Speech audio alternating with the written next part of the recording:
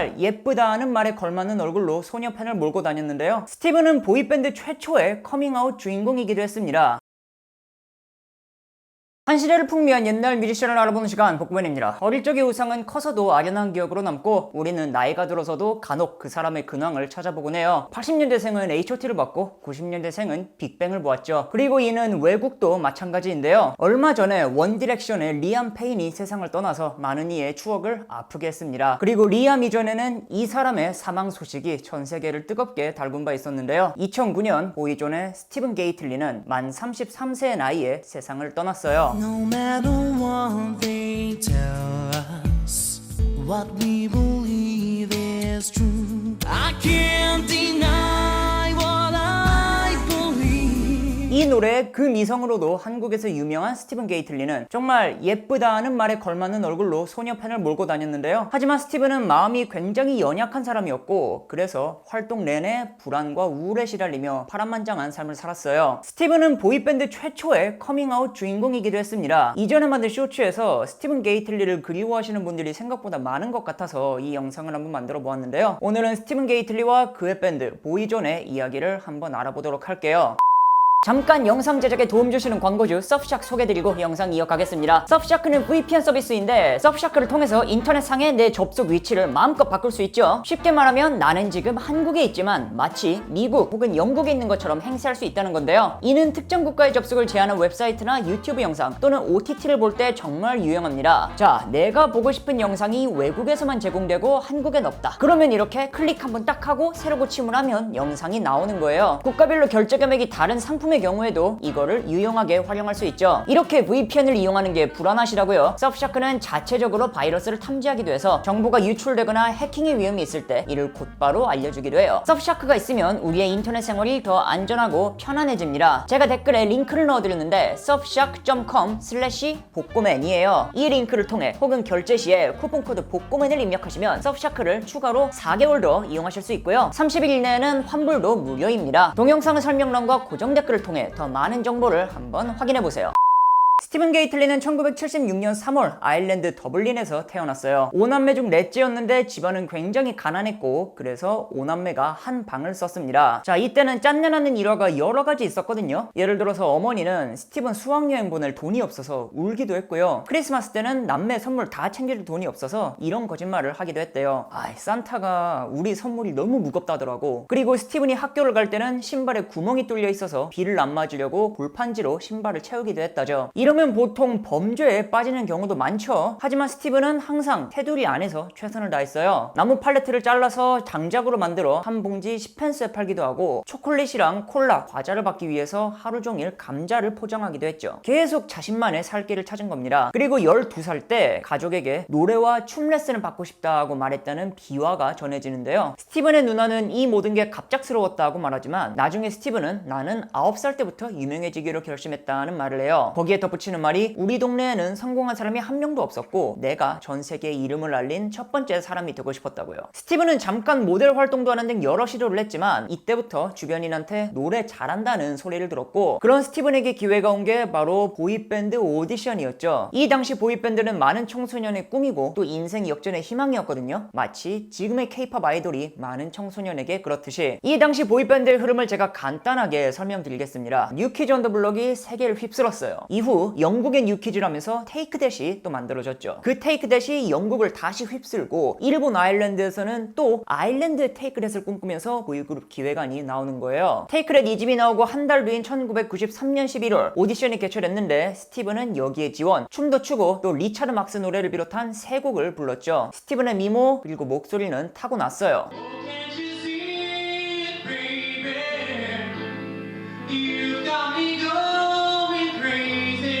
기획자 루이스 월시는 총 4차례의 오디션 끝에 스티븐을 합격시키고 6인조 밴드 보이존을 만들었고요. 하지만 보이존은 이후로도 원석 알기를 거쳐서 2명이 나가고 1명이 새롭게 영입, 최종 5인조로 자리를 잡아요. 자, 여러분도 아시겠지만 아이돌은 한 그룹 안에서도 언제나 우정과 경쟁이 공존합니다. 모두가 운명 공동체고 서로 간의 케미가 그 자체로 팬들을 설레게 하지만 그 안에서는 각자의 역할과 비중을 두고 끝없는 신경전이 있죠. 당장 보이존도 다들 성공을 함께하는 친구였지만 동시에 각자의 생존을 위해 서로를 견제하는 양면이 모두 존재했다고 해요. 보이존은 여느 보이그룹과 다를 바 없는 방식으로 바닥에서부터 올라왔는데 클럽 등지에서 공연하다가 1만 파운드를 빌려서 데뷔곡 Walking My Back to You를 녹음하고요. 이때 돈을 아끼려고 스티븐을 포함한 3명의 멤버만 비행기 태워서 녹음시켰다는 비화가 있습니다만, 이런 과정을 통해서 팀 내 스티븐의 역할도 완전히 정해졌죠. 스티븐은 그룹의 확실한 넘버 2였고 독보적인 미성으로 없으면 안 되는 팀의 감초, 그리고 예쁜 얼굴로 소녀 팬을 끌어모으는 팀의 비주얼이었어요. Keep working my way back to you, babe. Been paying every day. 이 곡은 1966년에 나온 포 시즌스의 원곡을 커버한 전형적인 보이그룹의 데뷔곡이었습니다. 이후로는 로넌 키팅이라는 멤버가 급부상하며 에이스가 되지만 스티븐은 아까 말씀드렸듯이 딱 그 다음 가는 비중 넘버 2를 고수하게 되죠. 이 곡은 아일랜드 차트 3위까지 오르면서 가능성을 보여주었고, 보이존은 테이크 댓의 대안으로 영국에 소개되면서 차츰 그 영역을 넓혔어요. 보이존은 곧장 대폭발하면서 유럽 최고의 보이밴드 중 하나로 등극했는데, 우리나라에서도 유명한 Love Me For A Reason, 이 곡도 70년대 보이그룹 오스몬즈 원곡이었죠. 스티븐은 여기서 2절을 전부 불렀는데요.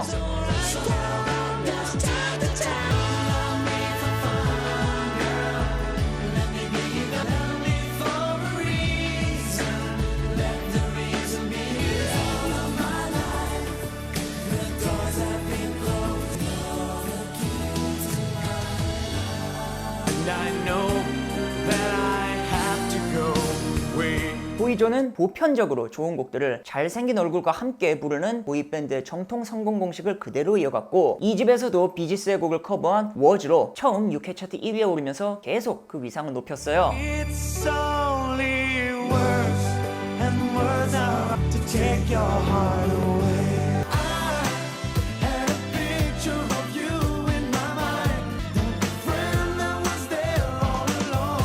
이때는 라이벌로 삼은 테이크댄마저 해체하면서 보이존이 정말 완벽한 대안이 돼버릴 때였습니다. 하지만 스티븐은 이 그룹에 있어 양날의 검이었죠. 아니, 적어도 본인은 그렇게 생각했는데, 이건 왜냐하면 자신의 성 정체성 때문이었어요. 스티븐은 15살 때부터 자신이 게이라는 걸 알았다고 합니다. 하지만 아이돌은 꿈과 환상을 파는 직업이죠. 소녀 팬을 몰고 다닌 그의 정체성이 드러난다면 어떤 파장이 일어날지 아무도 몰랐고요. 이전에 커밍아웃을 한 가수는 많았지만 아이돌로서 커밍아웃을 한 사람은 없었기에 더 불안했어요. 그래서 데뷔 전부터 보이존 동료들이랑 그룹의 기획자인 루이스 월시한테는 미리 커밍아웃을 해뒀다고 합니다. 그래서 이 사실을 지켜주는 거는 그룹 전체의 숙명이 되는 거예요. 이때 스티븐이 가진 불안감은 우울증으로 발전했고요. 스티븐의 고백을 받아들이는 멤버와 매니저 루이스 월시의 대처도 완전히 제각각이었는데, 멤버들은 괜찮다 하면서 이를 함께 묻어주었고, 루이스는 한술 더 떠서 일부러 스티븐의 스캔들을 막 퍼뜨렸어요. 이 시기에 스티븐이 스파이스 걸스의 엠마 번튼이랑 스캔들이 났는데,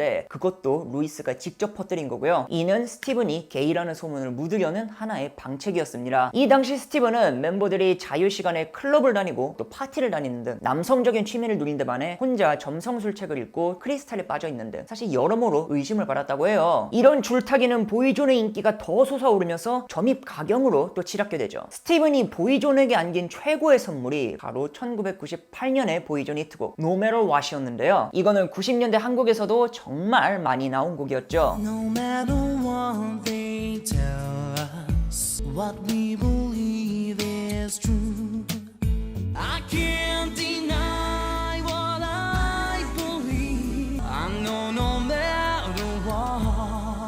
각국 차트 1위를 비롯해 상업적으로 가장 성공한 곡인데, 보통 이런 노래를 찾아내는 건 멤버들이 아닌 윗선의 몫이잖아요. 하지만 아까 말씀드렸듯이 이거는 사실상 스티븐이 보이존에게 선물한 곡이었어요. 당시 스티븐은 아이돌 활동과 더불어 뮤지컬도 하고 싶어 했고, 그래서 뮤지컬 쪽을 막 기웃거리기 시작했습니다. 그러다가 뮤지컬 음악의 거장인 앤드류 로이드 웨버에게 직접 보이존을 위한 노래를 써달라고 부탁하게 되고, 앤드류는 새 곡 대신 자신의 신작 뮤지컬에 수록된 곡을 선물하는 것. 원래는 탈옥수를 예수로 믿는 아이들과 탈옥수를 잡으려는 어른의 대치를 담은 노래였는데, 그게 팝으로 진화하게 되죠. 그래서 처음엔 스티븐이 혼자 불렀고, 이후에 다른 멤버들이 합류해서 보이존의 곡이 되고요. 자, 레코드 사랑 매니저 루이스 월시는 이 곡을 안 좋아해서 싱글로 안 내려고 했는데, 작곡가 앤드류가 자신의 라디오 방송국 지인에게 이거를 들려주면서 결국 전역으로 퍼져 보이존 최고의 히트곡이 되었다는 비화가 있어요. 그룹은 최고의 인기를 달렸지만 높아지는 인기만큼 타블로이드는 더 격렬하게 붙기 시작합니다. But you can say, baby,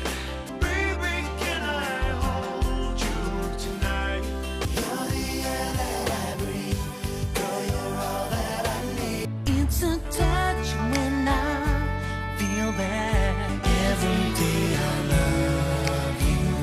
1999년 6월 보이존이 히트를 이어가는 그때 스티븐의 그 순간 또한 찾아온다. 보이존의 경호원이 영국의 황색 언론지 더 선에게 정보를 팔고 더 선은 스티븐이 게이라는 헤드라인으로 신문 1면을 준비하는 거예요. 이를 미리 알게 된 스티븐은 비상에 걸렸고 결국 드러나기 전에 그 정체성을 먼저 드러내기로 하죠. 이때 그룹의 이야기를 들어보면 스티븐은 바들바들 떨고 있었고 멤버들은 어깨에 팔을 두르면서 야 괜찮아 우리가 지켜줄게 하면서도 한편으론 걱정했대요. 왜냐면 아까 말씀드렸듯이 보이밴드는 환상을 파는 거고 스티븐은 여성 팬들로부터 최고의 지지를 받고 있었으니까요. 스티븐은 자신의 정체성을 특종으로 준비한 더 선을 통해 자신은 게이라며 먼저 선빵을 날려버립니다. 이게 결과적으로 어떻게 됐냐 하면은 놀랍게도 그 인기가 전혀 떨어지지를 않았어요. 오히려 팬들로부터 굉장한 환대를 받았거든요. 우리는 당신을 여전히 사랑한다면서. 그리고 이거는 보이밴드 역사상 처음으로 직접 커밍아웃한 사례로 남았어요. 이후로는 보이밴드에서도 커밍아웃하는 사람들이 생겨나기 시작했죠. 웨스트라이프의 마크 필리도 그랬고 엔싱크의 랜스 베이스도 해체 이후에 커밍아웃한 바 있었어요. 보이존의 멤버들은 그 순간부터 스티븐이 자유를 얻었다고 표현했고 스티븐은 그 말처럼 큰 산을 넘은 게 맞았지만 스티븐이 이로 인해 행복해졌냐 하면 그것도 아니었습니다. 팬들의 반응과는 반대로 스티븐은 자국인 아일랜드에선 언어 폭력과 마주하기도 했고요. 또 독실한 가톨릭 신자였던 부모님과 사이가 멀어지며 잃은 것 또한 많았죠. 그리고 그렇게 지키려고 했던 그룹 보이존도 자신의 의지와 상관없이 균열을 일으키며 사실상 해체. 스티븐은 아이러니하게도 더 우울해지고 말아요. 그거를 보여주는 예시로 1999년에 나온 초명작 노팅힐의 사운드 트랙을 한번 봅시다. 여기에는 보이존 노래도 있었지만 멤버 로넌 키팅의 솔로곡도 하나 수록이 되어 있었거든요. 이거는 음반사가 이제는 보이존이 아닌 로넌 키팅 솔로에 더 큰 비중을 두겠다는 것이었어요. 그래서 이거는 마치 바통 터치 같은 느낌을 줬고 The smile on your face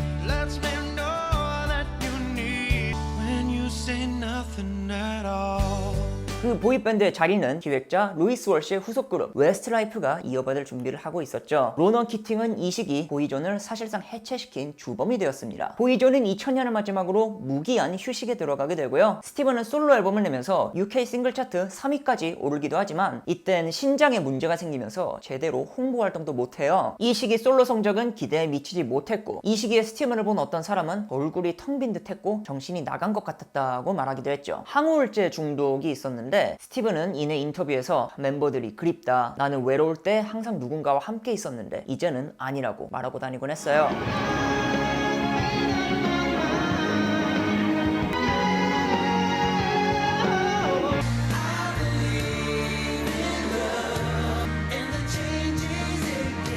이 시기에는 오래 사귄 연인이랑 헤어지면서 그 우울증은 정점에 달했죠. 솔로 1집은 그의 마지막 솔로 앨범이 되고 스티븐은 자기가 원하던 뮤지컬에 진출하는 등 다른 방향으로 활동을 하게 돼요. 그리고 새 연인을 만나며 차츰 안정을 찾던 2000년대 중반 스티븐은 마침내 완벽하게 행복할 기회를 맞게 되는데 그게 바로 보이존의 재결합. 90년대 라이벌이었던 테이크 댓이 재결합하면서 폭발적인 반응을 불러오고 자극받은 멤버들도 다시 재결합을 논의하며 2007년 재결합을 선언하는 건데요. 보이존은 영국 전역을 돌며 투어를 했고 스티븐은 비로소 이때가 되어서야 가수로서나 사적으로나 가장 행복한 시기를 맞아요. 왜냐하면 더 이상 숨길 것도 없었고 또 내가 사랑하는 밴드 멤버들끼리 싸울 일도 없었으니까요.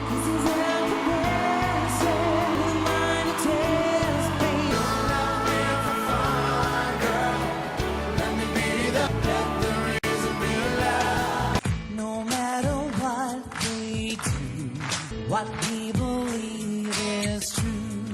No matter what.